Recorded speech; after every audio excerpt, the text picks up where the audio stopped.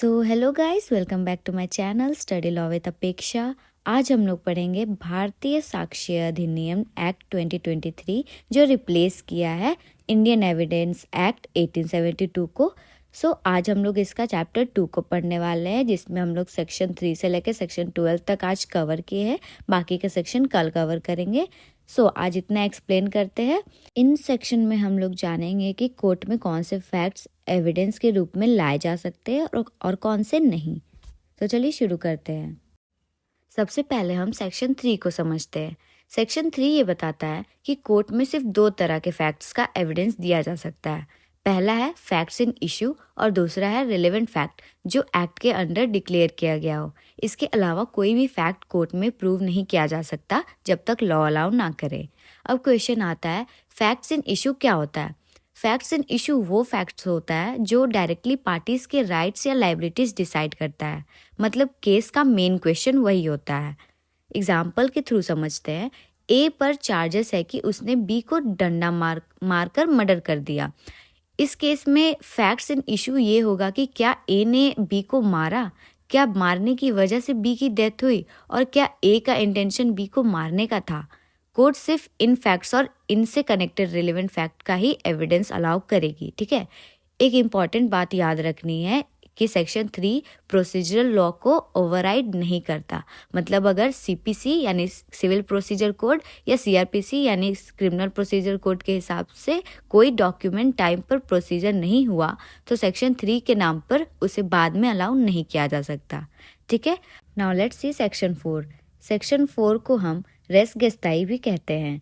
इस सेक्शन का basic idea ये है कि जो फैक्ट्स इन इशू के साथ इतने क्लोजली कनेक्टेड होते हैं कि वो एक ही ट्रांजैक्शन का हिस्सा बन जाते हैं, वो सब रिलेवेंट होते हैं। ठीक है, चाहे वो फैक्ट्स थोड़ा पहले हुए हो, थोड़ा बाद में हुए हो या अलग जगह पर हुए हो, अगर वो सेम इवेंट का पार्ट है तो कोर्ट उनको कंसिडर करेगी। मर्डर केस का एग्जाम्पल समझते हैं। जैसे मर्डर के केस में मान लीजिए ए ने बी को मारा और बी की डेथ हो गई। अब इस पूरे इंसिडेंट के जस्ट पहले, इंसिडेंट के दौरान या तुरंत बाद ए ने जो कहा, बी ने जो कहा या आसपास के लोगों ने जो देखा या सुना, वो सब रिलेवेंट होगा क्योंकि वो एक ही ट्रांजैक्शन का पार्ट है। दूसरा एग्जाम्पल, इंसरेक्शन के केस में भी सेम बात लागू होती है। अगर किसी अपराइजिंग के दौरान कहीं ट्रूप्स पर अटैक हुआ, कहीं प्रॉपर्टी डिस्ट्रॉय हुई, कहीं जेल ब्रेक हुआ, तो ये सारे इवेंट्स एक ही मूवमेंट के पार्ट होते हैं। चाहे एक्यूज्ड हर जगह प्रेजेंट ना भी हो, फिर भी सारे इवेंट रिलेवेंट माने जाते हैं। लाइबल सूट के केस में अगर एक लेटर में डिफेमेटरी स्टेटमेंट है तो उसी सब्जेक्ट से रिलेटेड बाकी लेटर्स भी रिलेवेंट होंगे ताकि कोर्ट को पूरा कॉन्टेक्स्ट समझ आए। इसी तरह डिलीवरी ऑफ गुड्स के केस में अगर माल एक आदमी से दूसरे आदमी के थ्रू पास होता हुआ फाइनल बायर तक पहुंचा तो हर एक डिलीवरी रिलेवेंट होगी क्योंकि वो एक ही ट्रांजैक्शन का हिस्सा है। Now section 5।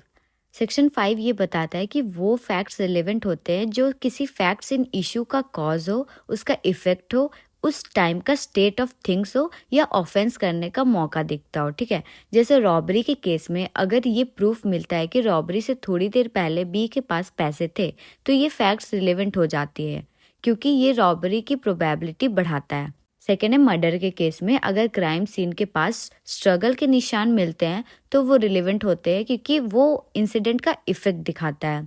थर्ड, पॉइजनिंग के केस में विक्टिम की हेल्थ कंडीशन और अक्यूज्ड को पॉइजन देने का मौका मिलना दोनों रिलेवेंट फैक्ट्स होते हैं। ठीक है, अब सेक्शन 6 को समझते हैं जो मोटिव, प्रिपरेशन और कंडक्ट से रिलेटेड है। फर्स्ट देखते हैं मोटिव या प्रिपरेशन।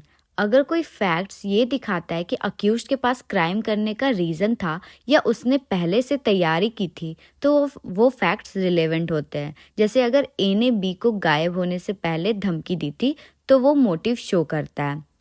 अब हम लोग कंडक्ट की बात करते हैं। पार्टीज का कंडक्ट, उनके एजेंट्स का कंडक्ट और विक्टिम्स का कंडक्ट रिलेवेंट होता है अगर वो फैक्ट्स इन इशू से इन्फ्लुएंस्ड हो या फैक्ट इन इशू को इन्फ्लुएंस करता हो। ठीक है, कंडक्ट का मतलब सिर्फ बातें नहीं होती। ठीक है, सिर्फ स्टेटमेंट को कंडक्ट्स नहीं माना जाता, लेकिन अगर स्टेटमेंट किसी एक्शन के साथ जुड़ी हुई हो तो वो रिलेवेंट हो सकती है। जैसे अगर अक्यूज्ड को पता चलता है कि उसके खिलाफ कंप्लेंट फाइल हो गई है, ठीक है, और वो भाग जाता है तो ये उसका रिलेवेंट कंडक्ट माना जाएगा। और अगर किसी का कंडक्ट रिलेवेंट है तो उसके सामने या उससे कही गई बातें जो उस कंडक्ट को अफेक्ट करती हैं वो भी रिलेवेंट होती है। Now let's see section 7। ये सेक्शन कहता है कि कुछ फैक्ट्स इसलिए रिलेवेंट होते हैं क्योंकि वो फैक्ट्स इन इशू को इंट्रोड्यूस करते हैं, ठीक है, एक्सप्लेन करते हैं, इन्फरेंस को सपोर्ट या रिवर्ट करते हैं, किसी पर्सन या चीज की आइडेंटिटी स्टैब्लिश करते हैं या टाइम, प्लेस और रिलेशन फिक्स करते हैं, ठीक है। जैसे आइडेंटिफिकेशन परेड से ये स्टैब्लिश होता है कि अक्यूज्ड वही आदमी है जो क्राइम सीन पर था। इसी तरह एविडेंस जो एग्जैक्ट टाइम या जगह बताता है जहां इंसिडेंट हुआ वो भी रिलेवेंट होता है, ठीक है। अब हम सेक्शन 8 को समझते हैं जो कॉन्स्पिरेसी से रिलेटेड है। जब कोर्ट को रीजनेबल ग्राउंड मिल जाता है कि 2 या 2 से ज़्यादा लोगों ने मिलकर कॉन्स्पिरेसी की है तो उसमें से किसी एक के द्वारा कॉन्स्पिरेसी को आगे बढ़ाने के लिए जो कुछ भी कहा गया हो, लिखा गया हो या किया गया हो वो सबका अगेंस्ट रिलेवेंट होता है, ठीक है। जैसे अगर ए पर स्टेट के खिलाफ वार वेज करने की कॉन्स्पिरेसी का शक है और बी आर्म्स कलेक्ट करता है, सी पैसा जमा करता है, डी लोगों को रिक्रूट करता है, ई प्रोपेगेंडा पब्लिश करता है और एफ फंड्स ट्रांसफर करता है, तो ये सारे फैक्ट्स जो है और एक्ट्स जो है वो कॉन्स्पिरेसी प्रूव करने के लिए रिलेवेंट होंगे और ए के अगेंस्ट भी रिलेवेंट होंगे, चाहे ए ने खुद वो काम डायरेक्टली ना किया हो तब भी। Now section 9। ये सेक्शन कहता है कि कुछ फैक्ट्स जो नॉर्मली रिलेवेंट नहीं होते वो तब रिलेवेंट हो जाते हैं जब वो फैक्ट्स इन इशू के अगेंस्ट हो या किसी फैक्ट्स के होने या ना होने का बहुत ज़्यादा प्रोबेबल या इम्प्रोबेबल बना देता हो, ठीक है।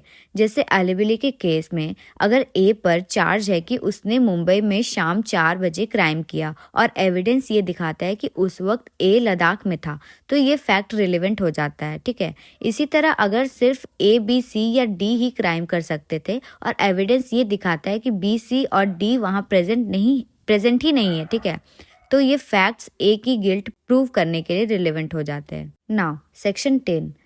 ये डैमेजेस के सूट से रिलेटेड है। जब कोर्ट को डैमेज की अमाउंट डिसाइड करनी होती है तो भी फैक्ट्स उस डिसीजन में हेल्प करते हैं, ठीक है, वो रिलेवेंट होते हैं। जैसे एक्सीडेंट क्लेम में मेडिकल एक्सपेंस और इनकम लॉस के डॉक्यूमेंट रिलेवेंट होते हैं, ठीक है।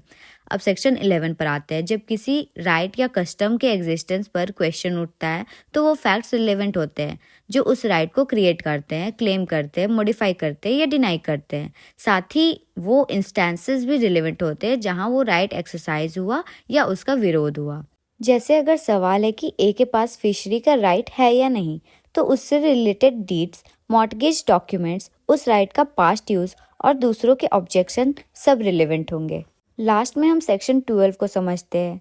ये सेक्शन कहता है कि वो फैक्ट्स रिलेवेंट होते हैं जो किसी का स्टेट ऑफ माइंड या स्टेट ऑफ बॉडी दिखाता है, ठीक है, जब वो स्टेट केस में मैटर करती हो, जैसे intention, knowledge, good faith, negligence, ill will या गुड विल। इसी तरह पेन, इंजरी या फिजिकल कंडीशन भी रिलेवेंट होती है। जैसे पहले दी गई धमकियाँ इंटेंशन या इल विल दिखाता है, डॉक्टर की रिपोर्ट इंजरीज या फिजिकल कंडीशन दिखाती है। एक इम्पॉर्टेंट बात याद रखनी है कि स्टेट ऑफ माइंड के रिलेशन उसी पर्टिकुलर केस से होनी चाहिए, ठीक है, जनरल नेचर या कैरेक्टर से नहीं। गाइस आज के लिए बस इतना ही, मिलते हैं नेक्स्ट वीडियो में। अगर आपको वीडियो पसंद आया हो तो लाइक और सब्सक्राइब ज़रूर करना और प्लीज़ बेल आइकन दबा देना, नोटिफिकेशन अलाउ रखना ताकि नेक्स्ट वीडियो में जब मैं अपलोड करूं तो आपके पास नोटिफिकेशन चला जाए। Thank you.